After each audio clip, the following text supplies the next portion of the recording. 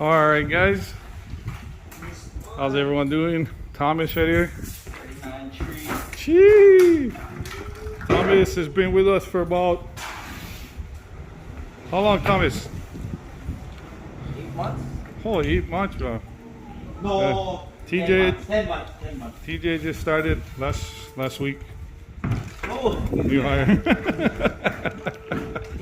Yeah, we're gonna go ahead and start hanging this. First, we gotta insulate. So, insulation, you gotta check the cans, what they're rated for. If they're rated for insulation, you can pretty much go right up to it. If not, stay away because they tend to overheat. Especially if the only insulation you have is paper. I prefer unfaced because the paper, if it gets wet, molds or catches fire. The insulation itself is fireproof. So that's something to think about if you're a homeowner trying to do it yourself. Just get unfaced. The only difference is paper, and with or without the paper.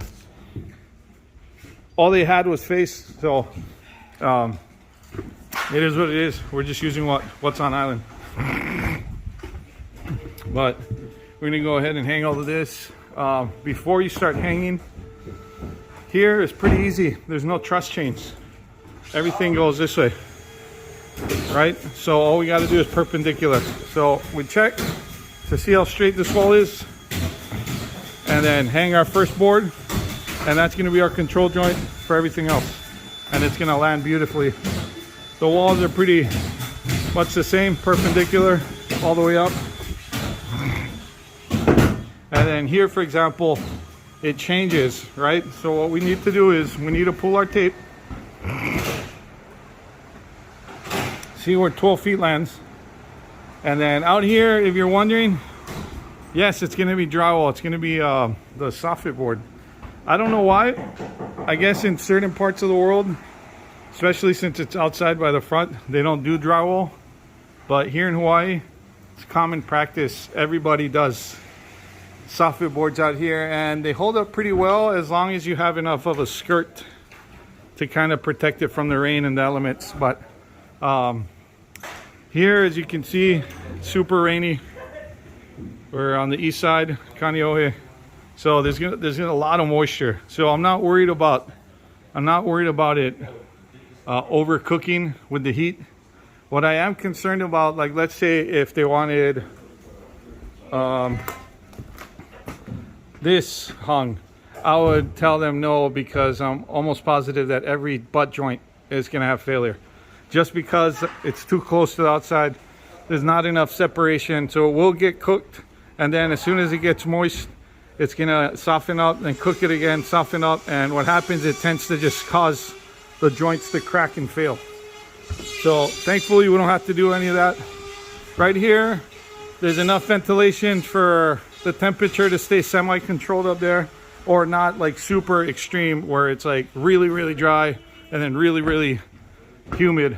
So this is gonna have drywall. But anyways, back to the layout. So you're gonna pull your tape and you're gonna see where it lands. You're gonna want it to land, especially if this is bigger than 10 feet or 12 feet, whatever your board size. You're gonna want it to land on here, right? On these, so you have a little bit more play when you go to screw off. But 9 out of 10 times they usually land, and then sometimes we're stuck where they didn't roll it right and they're just off, so we keep backing on hand to just kind of add to it. But yeah, this is going to be the outside ceiling out here. Not too bad. What I'll do is I'll just put a time lapse of us hanging it, and then you can kind of learn by watching. But it's pretty easy. It's just heavy, especially if it's 5/8. But here we don't have to do 5/8 on everything, just on this demising wall, since it's a shared wall that goes all the way down to the ADU. But other than that, everything is pretty straightforward. TJ has gotten dramatically better at routing. If you've been keeping up with us, you've seen how he started. There's always going to be the occasional mistake, but other than that, He's come a long way. As far as pricing goes, just a tidbit. Yesterday, me and TJ, we hung 25 sheets on this renovation. When I was in California on vacation, I asked around. The going rate base was like $10 a sheet. If I would have charged that, we would have made 250 bucks between the two of us. So thankfully, that's not how I charge. I try not to go based off the sheets. I go off of how irritating, how time consuming it's going to be. That particular job, there's just cuts everywhere. I feel like there was at least 6-7 soffits in a little laundry room. It's just ridiculous, especially when you're tying into old and new. It gets funny. There's a lot of waste time. But yeah, that's the best advice I could give you in 5 minutes is don't just go off of a straight flat rate. Use it as your jumping point. So if you do enough of these houses, what you're going to want to do is just kind of keep track of how it went. Each house, write everything down. It took us this long to hang these much sheets, blah blah blah, and then do little cliff notes. That way when you bid a house that's similar to the one that you already did, you have a jumping point as far as price goes, especially if the same guys are going to do the same work. You know what I mean?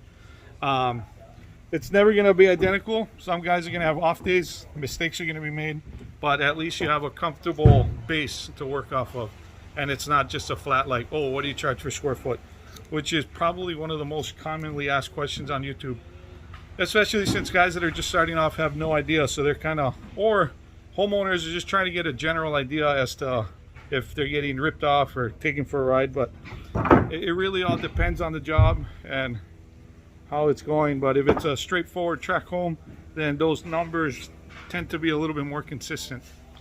But yeah, I'm gonna go ahead and put it on a loop. You can watch this hang. For here, it's gonna be 2 guys on the scaffold, 1 guy cutting, passing it up, scooting them around, bang it out fast. Hey guys, thanks for watching. If you like what you see, comment, subscribe. Aloha. Oh, next video is gonna be a breakdown of the taping once we get that going. Aloha.